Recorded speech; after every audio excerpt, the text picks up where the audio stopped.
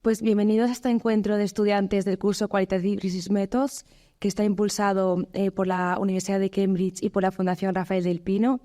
Lo que vamos a hacer hoy es un poco la exposición de los alumnos sobre el trabajo que también van a presentar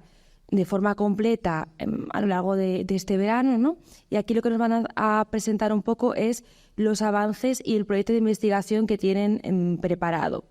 Agradecerle, por supuesto, a los alumnos que se encuentran aquí presentes, como son Telmo y Patricia, y a los alumnos que tenemos online, como son María y Franco, por vuestra disposición y vuestra presencia en este acto. En primer lugar, daremos la palabra a Franco, después intervendrá, en primer lugar daremos la palabra a Telmo, después intervendrá María, ¿verdad?, después Franco y en último lugar Patricia, por este orden más o menos. Finalmente también agradecer, por supuesto, a la Fundación Rafael del Pino la disposición de dejarnos aquí este salón y todas las facilidades que ha mostrado para que este curso se desarrolle de forma correcta. Y por supuesto también a Jeremy Edelman como un poco la cabeza pensante de todo este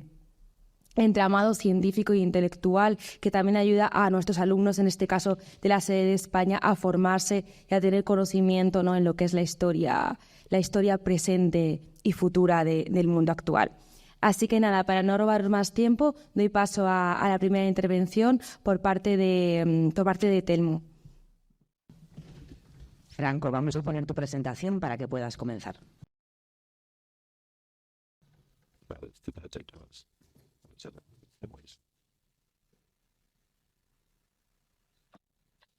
Bien, bueno,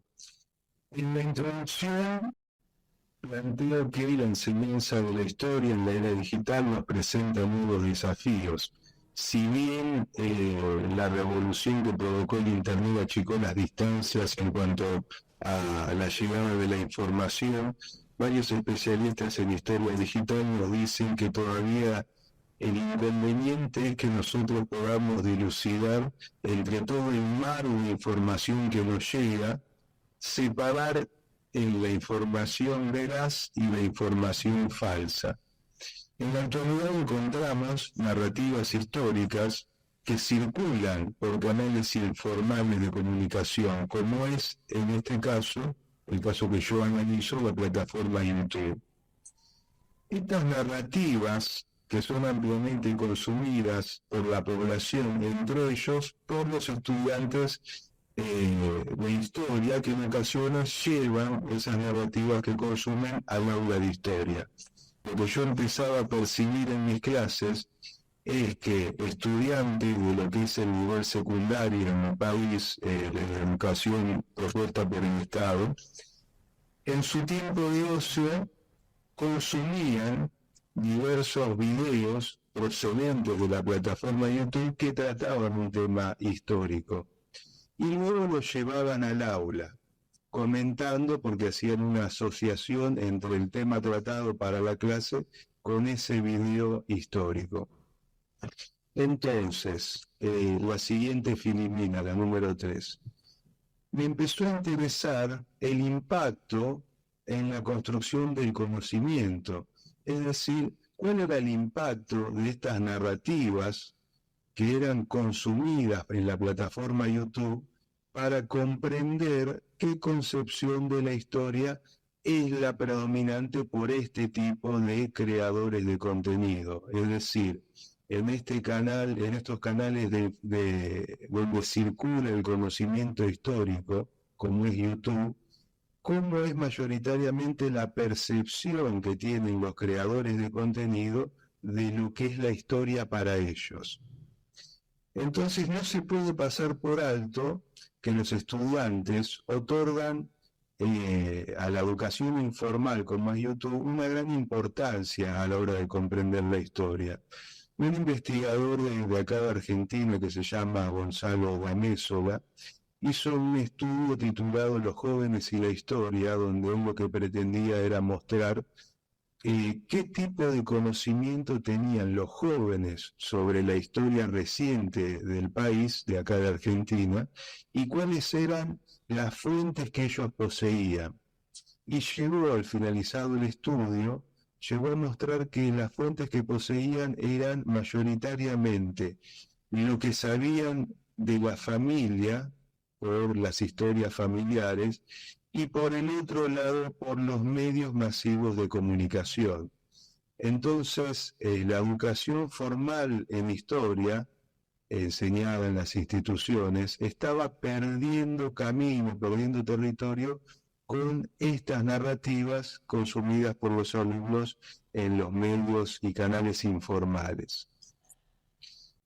Entonces, el análisis de estas representaciones sociales de los videos en YouTube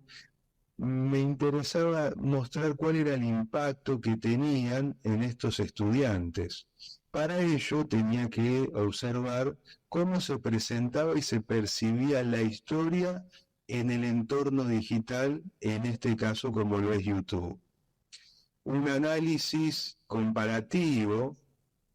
una vez que tenga esto, que era básicamente entrar a la plataforma, tomar un muestreo de diversos videos que hablen sobre un tema histórico o un hecho histórico y luego analizarlo respecto a cómo lo presentan, y fundamentalmente una escala de análisis que puede utilizar, que era medible, era observar si los creadores de contenido poseían o no formación oficial en historia por una institución oficial. De esa manera podría percibir si tenían fundamentos básicos de la disciplina para hacer una narrativa histórica. Y de esa manera podía observar qué más o menos qué percepción de la historia circulaba en YouTube. Para realizar esto, tomé un hecho histórico puntual que tiene relevancia acá en Argentina, que es el hecho del 24 de marzo de 1976.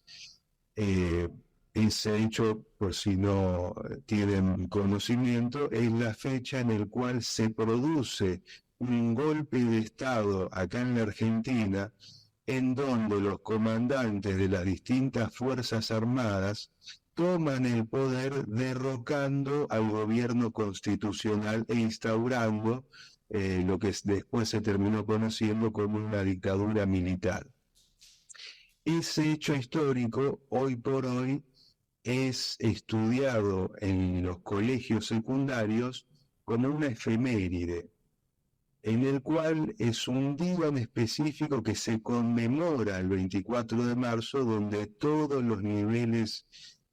todos los distintos grados del nivel secundario obligatorio deben tratar ese tema. Entonces, partiendo de ese hecho, pero que la finalidad se puede replicar con cualquier hecho histórico, ¿sí?, me limité a tomar un muestreo de los 50 primeros videos más vistos, más consumidos,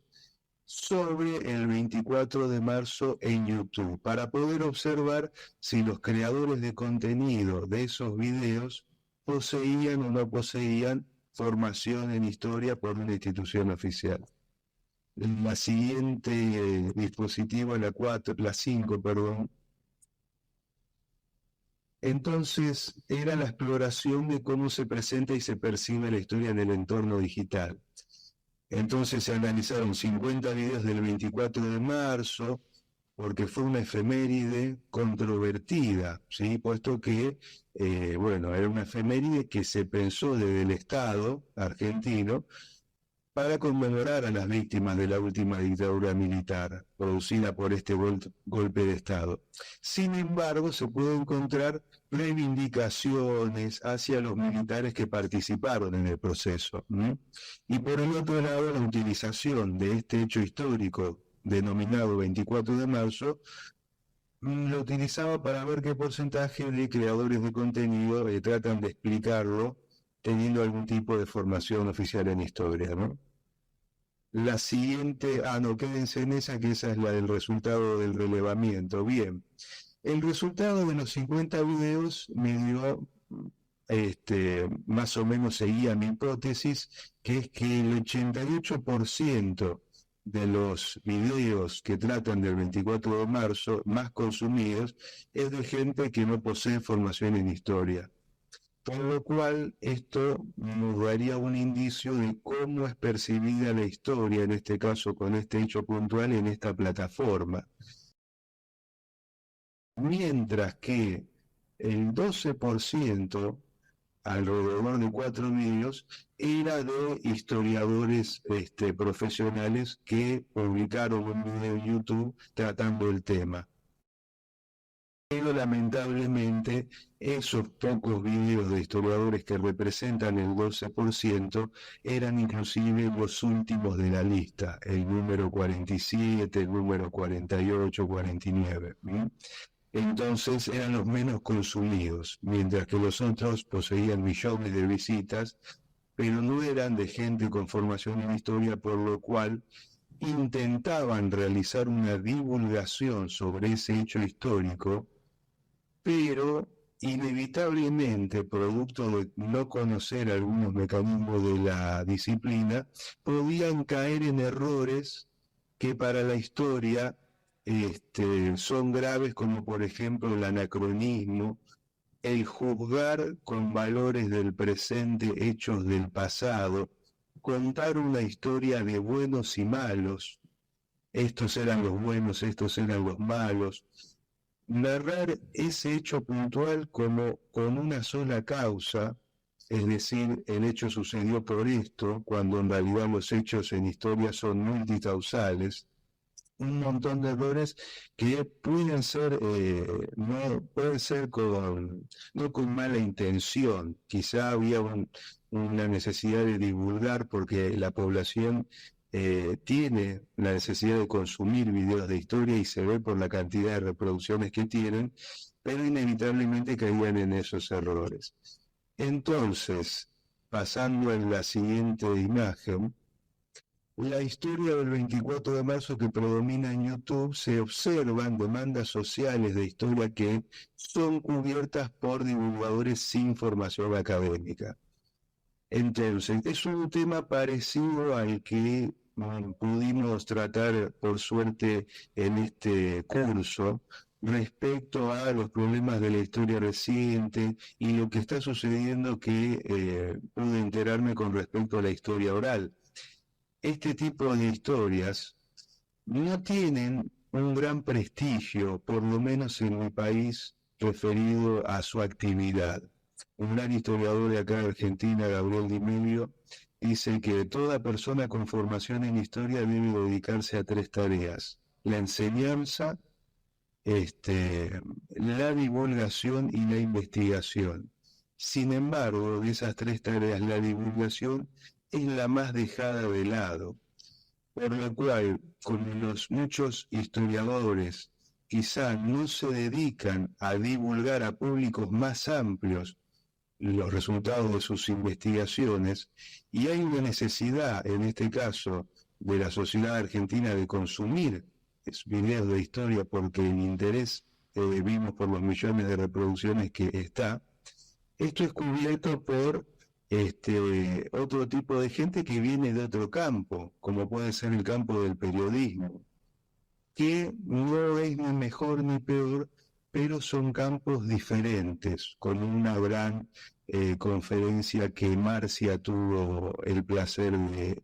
de armar respecto a un diálogo entre historiadores y periodistas, donde cada uno daba sus puntos y se mostraban las similitudes y diferencias. Bueno, en esas diferencias que el periodismo tiene necesariamente una cuestión de buscar el título, buscar la nota, la inmediatez, son otros tiempos, y no es, y hay diferencias entre la investigación periodística y la investigación histórica, ¿no? Entonces, el siguiente paso que yo tenía para investigación, para probarlo, ponerlo a prueba, era encuestar 2 cursos que están a mi cargo, uno en un primer año es decir, que recién están comenzando su recorrido educativo en la educación secundaria obligatoria, y uno del último año, es decir, que están a punto de egresar. Pedirles a los dos cursos que traigan para la siguiente clase un video del 24 de marzo, la fecha del golpe de Estado, que puedan elegir libremente desde la plataforma YouTube para charlarlo en clase. Y la idea es observar si los del primer año, la hipótesis es que seguramente traigan los videos que nosotros vimos, que es de gente sin formación en historia, que es lamentablemente el 88%, pero la idea es observar si hay una variación con respecto a los del último año, porque los del último año ya han transitado por un recorrido educativo donde han tenido la materia historia. Entonces es importante observar si han logrado adquirir herramientas a lo largo de su trayecto educativo que les permitan poder diferenciar entre información veraz e información falsa, que en la historia mal denominada historia escolar es quizá uno de los objetivos principales, como decían varios historiadores, entre ellos Pierre Vilar, cuando decía que la historia debe servir en primera instancia para leer el periódico, que quizás pensado en la actualidad debería ser que la historia debe servir en primera instancia en poder diferenciar en los medios digitales, en este mar de información, entre información veraz e información falsa. Así que bueno, muchas gracias. Me ha parecido muy interesante también tu investigación, ¿no?, de cómo la divulgación influye en la creación histórica, sobre todo en los tiempos actuales, cuando los medios de comunicación, las redes sociales están en plena efervescencia y todo el mundo de todas las edades tiene acceso, ¿no?, a esta forma de información. Y me llamó la atención que en tu charla comentaste que una de las cosas más llamativas era que los vídeos hechos por historiadores con formación histórica eran los menos vistos